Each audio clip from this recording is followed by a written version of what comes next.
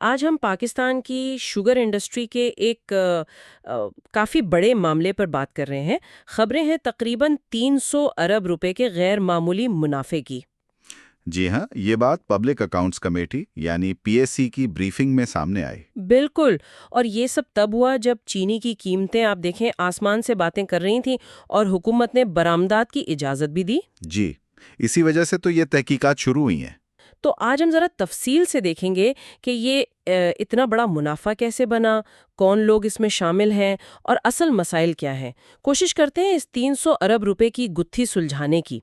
تو پہلا سوال یہی ہے کہ آخر ہوا کیا تھا، پی اے سی کو کیا بتایا گیا؟ دیکھیں، پی ایس سی کو بتایا گیا کہ شوگر ملز نے خاص طور پر جب انہیں چینی ایکسپورٹ کرنے کی اجازت ملی تو تقریباً 300 ارب روپے کا اضافی منافع کمایا۔ 300 ارب، اور یہ وہ وقت تھا جب مجھے یاد ہے چینی 140 روپے سے بڑھتے بڑھتے شاید 200 روپے کلو تک چلی گئی تھی۔ جی بالکل، یعنی عوام مہنگی چینی خرید رہے تھے اور دوسری طرف مبینہ طور پر یہ ریکارڈ منافع بن رہا تھا۔ اس کی وجہ کیا بتائی جا رہی ہے؟ صرف ایکسپورٹ کی اجازت؟ ایکسپورٹ ایک بڑا فیکٹر تھا، پھر طلب اور رسد میں ایک مصنوعی آپ کہہ لیں قدم توازن پیدا کرنے کے الزامات ہیں۔ اچھا، مطلب جان بوجھ کر؟ جی، الزامات تو یہی ہیں کہ قیمتوں میں ہیرا پھیری ہوئی، ذخیرہ اندوزی کی گئی اور پالیسی کی کمزوریاں بھی تھیں۔ یہ تو واقعی حیران کن ہے۔ بالکل، 300 ارب ایک بہت بہت بڑی رقم ہے۔ سوال تو بنتا ہے کہ یہ ہوا کیسے؟ ہاں، تو کیسے ممکن ہوا یہ؟ ذرائع تو یہی بتاتے ہیں کہ اصل مسئلہ یہ تھا کہ مقامی ضرورت کا ٹھیک سے اندازہ نہیں لگایا گیا اور برآمد کی اجازت دے دی گئی۔ اوہ، تو جب عالمی مارکیٹ میں قیمتیں اچھی تھیں تو ملز نے مبینہ طور پر ایکسپورٹ کو ترجیح دی۔ اس سے یہاں ملک میں کمی ہو گئی۔ اور پھر اس کمی کا فائدہ اٹھایا گیا؟ جی، کچھ اطلاعات کے مطابق ذخیرہ اندوزی کر کے اس کمی کو اور بڑھایا گیا تاکہ مقامی قیمتیں اوپر جائیں۔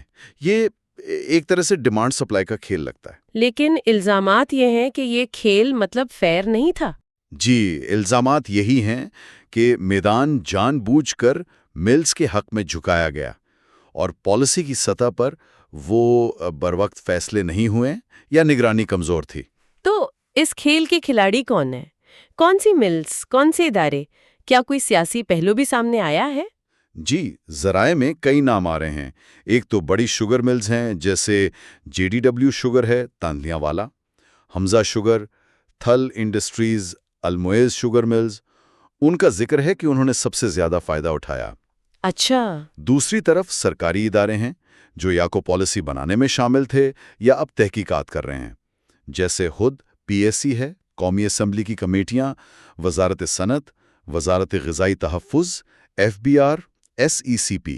ایف بی آر یعنی فیڈرل بورڈ آف ریونیو اور S E C P securities and exchange commission. جی بالکل، اور ذرائع میں کچھ سینئر سیاسی شخصیات اور خاندانوں کے نام بھی آئے ہیں۔ آصف علی زرداری، جہانگیر ترین، شریف خاندان، ان کی ان ملز میں مبینہ ملکیت یا حصہ داری کے الزامات ہیں۔ اوہ، لیکن یہ ابھی الزامات ہیں۔ جی، یہ واضح کرنا ضروری ہے کہ یہ فی الحال الزامات ہی ہیں اور تحقیقات ابھی چل رہی ہیں۔ یہ ملکیت والی بات بھی آپ نے کی، یہ بھی تو ایک مسئلہ ہے۔ پی اے سی نے کہا تھا نا کہ صرف 42 خاندان ہیں لیکن ان کی تفصیلات نہیں مل رہی۔ جی بالکل، یہ بے نامی یعنی چھپی ہوئی ملکیت کا شبہ پیدا کرتا ہے۔ تو ایس ای سی پی سے جو 20% سے زیادہ شیئر ہولڈرز کی تفصیلات مانگی ہیں وہ اسی لیے ہیں؟ جی، مقصد یہی ہے کہ شفافیت آئے، پتہ چلے اصل مالک کون ہے، کیونکہ جب تک یہ واضح نہیں ہوگا احتساب کیسے ہوگا۔ صحیح، یہ تو واقعی ایک بنیادی مسئلہ لگتا ہے، شفافیت کا نہ ہونا۔ بالکل، یہ صرف چند خاندانوں کا معاملہ نہیں، یہ پورے نظام کی شفافیت پر سوال ہے۔ شفافیت کے علاوہ اور کون سے بڑے مسائل نظر آتے ہیں اس بحران کی جڑ میں؟ دیکھیں، پالیسی اور ریگولیشن کی سطح پر تو واضح کمزوریاں ہیں، جیسے پہلے بات ہوئی مقامی ضرورت کا اندازہ لگائے بغیر ایکسپورٹ کی اجازت دینا۔ جی، پھر قیمتوں اور سٹاک کی نگرانی کا کوئی مؤثر نظام نہیں تھا، اور کسانوں کے استحصال کی شکایات بھی بہت عام ہیں۔ کسانوں کا استحصال کس طرح؟ انہیں گنے کی قیمت وقت پر نہیں ملتی یا حکومت جو ریٹ مقرر کرتی ہے اس سے کم قیمت دی جاتی ہے۔ یہ ظاہر کرتا ہے کہ نظام میں وہ طاقت کا توازن کتنا بگڑا ہوا ہے۔ اور قوانین، کیا قوانین موجود نہیں ہیں ان چیزوں کو روکنے کے لیے؟ قوانین تو ہیں، مگر ان پر عمل درآمد یعنی انفورسمنٹ وہ بہت کمزور نظر آتی ہے۔ تو اب ہو کیا رہا ہے؟ ان مسائل کے جواب میں کیا اقدامات ہو رہے ہیں؟ کئی سطحوں پر تحقیقات تو چل رہی ہیں۔ پارلیمانی کمیٹیاں، خاص طور پر PAC اور قومی اسمبلی کی کمیٹیاں وہ اس معاملے کو دیکھ رہی ہیں۔ اور کوئی ٹھوس قدم؟ ایک اہم تجویز جو زیر غور ہے وہ ہے شوگر ملز پر ونڈ فال ٹیکس لگانے کی۔ ونڈ فال ٹیکس، یہ کیا ہوتا ہے؟ ونڈ فال ٹیکس کا مطلب ہے کہ اگر کوئی کمپنی غیر معمولی حالات کی وجہ سے اچانک بہت زیادہ غیر معمولی منافع کما لے تو اس اضافی منافع پر ایک خاص ٹیکس لگایا جائے۔ اچھا، تاکہ وہ پیسہ واپس خزانے میں آئے۔ جی، اور ممکنہ طور پر عوام کو ریلیف دینے کے لیے استعمال ہو۔